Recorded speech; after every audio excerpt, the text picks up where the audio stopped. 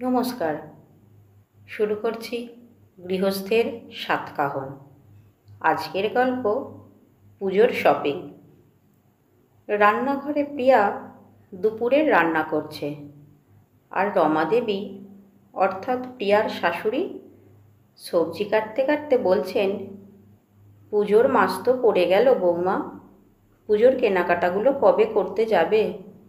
তুমি বরং মিলিকে নিয়ে আজ বিকালে দোকান থেকে তোমাদের শাড়ি কুর্তি কি আছে কিনে আনো। আমি আর যাচ্ছি না, আমার পায়ের ব্যথাটা বেড়েছে। দোকানে গিয়ে ভিড়ের মধ্যে অতক্ষণ আর দাঁড়িয়ে থাকতে পারবো না।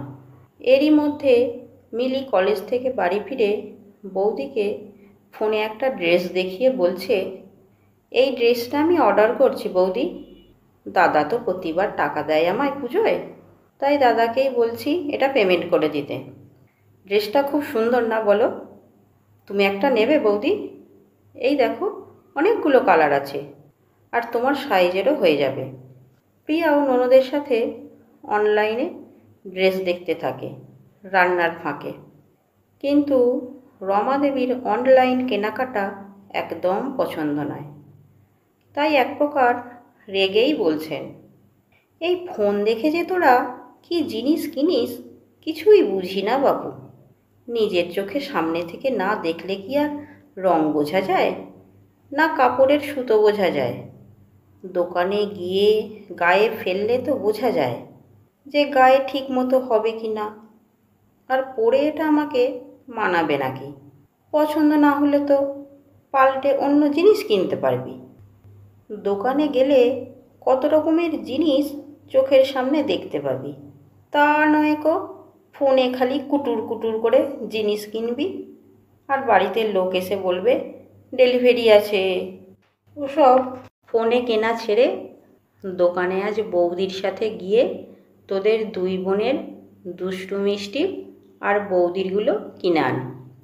মিলি তার মাকে বলছে, দোকানে ওই ভিড়ের মধ্যে গিয়ে কেনার অত সময় নেই, এখন তো ঘরে বসেই জামা কাপড় কেনার কত সুযোগ হয়ে গেছে, তাহলে কেন শুধু শুধু সময় নষ্ট করতে যাব? প্রিয়া তখন মিলিকে বলছে, জানো মিলি, আমি যখন স্কুলে পড়তাম তখন রোজই প্রায় স্কুল থেকে এসে বায়না করতাম, কবে পুজোর জামা কিনতে যাব। বন্ধুদের সবার জামা হয়ে গেল, আমার এখনও হলো না বলেই কাঁদতাম। আর পুজোর আগে সেই সময় আমাদের হাফ ইয়ারলি পরীক্ষা চলতো, তাই মা বলতো পরীক্ষা শেষ হলে তবে যাব। এই করে মহালয়া চলে আসতো, আর দোকানে গিয়ে দেখতাম ভালো ভালো জিনিসগুলো সব শেষ হয়ে গেছে। তারপর বাবা রবিবার দেখে আমাদের দুই বোনকে একসাথে দোকানে নিয়ে যেত জামা কিনতে। মা একটা করে জামা গায়ে ফেলে দেখতো পরে কেমন লাগবে আমাকে, আর বাবা খালি বলতো, তোরা দুই বোন একই রকম জামা নিবি, তাহলে পুজোর ভিড়ে হারিয়ে গেলে তোদের চিনতে সুবিধা হবে। আমার তখন শুনেই খুব রাগ হতো, আর দোকানের কাকুগুলোও হাসতো।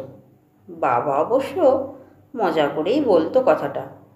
আমাদের জামা পছন্দ হয়ে গেলে মা তখন একটা করে শাড়ি গায়ে ফেলে দোকানের আয়নায় দেখে বাবাকে জিজ্ঞেস করতো, এই শাড়িটা নেবে কি না। বাবার পছন্দ হলে তবেই মা নিত। আবার বাবার যখন শার্ট কেনা হতো তখন মা পছন্দ করতো।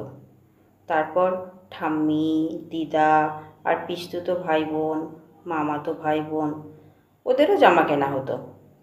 জামা কেনা হলে দোকান থেকে বেরিয়েই বাবা আমাদের বলতো, কি খাবি তোরা, অনেকক্ষণ তো বেরিয়েছিস, খিদে পেয়ে গেছে।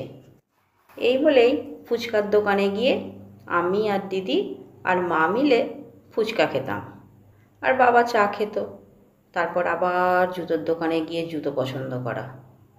দিদি একবার হিলতলা জুতো কিনবে বলে খুব বায়না করেছিল, কিন্তু মা কিনতে দেয়নি। মা বলতো, এই উঁচু জুতো পরে ভিড়ে হাঁটতে গিয়ে পড়ে যাবি। তারপর সেই খালি নিউ কাট জুতোই কিনে দিত আমাদের দুই বোনকে। মা প্রতিবার পুজোয় জুতো কিনতো না, যখন জুতো ছিঁড়ত তখন কিনত। তারপর কেনাকাটা হয়ে গেলে এগরোল খেতে খেতে বাড়ি আসতাম। উফ, কি মজা হতো পুজোর জামা কেনার দিন। তারপর বাড়ি এসে জামার প্যাকেট খুলে সবাইকে দেখানো, সেটাও ছিল একটা আনন্দ। আর ঠাম্মি বলতো, আগে থেকে সবাইকে দেখিয়ে দিলে জামা পুরনো হয়ে যাবে। তারপর পিসিমণি আসতো আমাদের নতুন জামা দিতে। পিসিমণিকে জামার প্যাকেট হাতে নিয়ে বাড়ি ঢুকতেই আমরা বুঝে যেতাম আমাদের নতুন জামা এনেছে। মেসোমশাইও আসতো আমাদের দুই বোনকে জামা দিতে। দিদা আসতো পুজোর জামা দিতে। তখন নতুন জামা পেয়ে যে কী আনন্দ হতো তা বলে বোঝানো যাবে না। আমি আর দিদি জামাগুলো বের করে গুনতাম কতগুলো জামা হয়েছে। ঠাম্মি আমাদের পুজোর সাজের জিনিস কেনার টাকা দিত। পিসিমণি এলে পিসিমণির সাথে দোকানে গিয়ে সাজের জিনিস কিনে আনতাম। নেল পলিশ, লিপস্টিক, টিপ, হেয়ার ব্যান্ড, চুড়ি, এইসব আর কি। তারপর বাবা আর মা মিলে একদিন বিকালে গিয়ে পিসিমণিদের নতুন জামা দিতে যেত। এখন এইসব দিনগুলো খুব মিস করি। জানো মিলি, পুজোর সময় এ দোকান ও দোকান ঘুরে জিনিস দেখতে যে কী ভালো লাগতো কি বলবো তোমায়। কিন্তু এখন তো আর কেউ নতুন জামা দিতেও আসে না।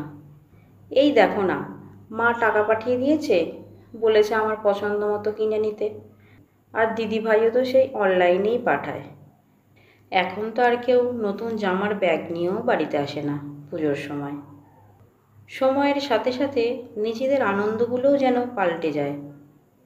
পাশ থেকে রমাদেবী বলে ওঠেন, ওই জন্যই তো বলছি মিলিকে নিয়ে দোকানে যেতে। মিলি তখন বলে, ঠিক আছে তাহলে মা তুমিও চলো আমাদের সাথে পুজোর জামা কিনতে। প্রিয়া বলে, তাহলে মা আজকে আমাদের এগরোল খাওয়াবেন তো? দোকান থেকে নতুন জামা কাপড় কিনে এগরোল খেতে খেতে টোটো করে তিনজনে বাড়ি ফেরে। তাহলে বন্ধুরা, তোমাদের কার কার দোকানে গিয়ে পুজোর কেনাকাটা করতে ভালো লাগে, না ঘরে বসে অনলাইনে শপিং করতে ভালো লাগে? আমাকে অবশ্যই কমেন্টে জানাবে। ধন্যবাদ।